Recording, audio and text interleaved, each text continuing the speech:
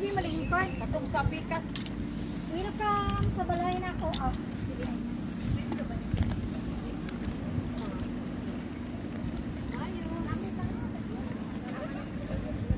Uy, nagpayong yung taon mo. Uy, puting inita.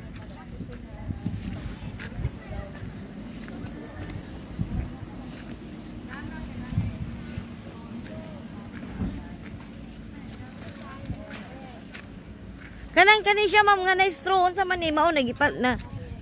Ah, okay na ni. Napalit ani. Wala, mo ni siya ang bakante. Ah, mo na siya ambikan. Kani siya dali mong kasada ni. Kasada ni 6.5 na kasada. Okay. Init kayo. Kaning mga ko siya ito. Kaning kana mga gipang square na mga muhon-muhon. Oo, nanay mo. Oo, nani siya mo. So 200.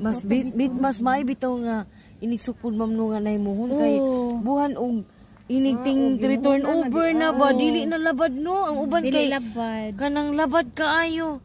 Kay magpamuhon pa sila. Nya ang kuan ang 100.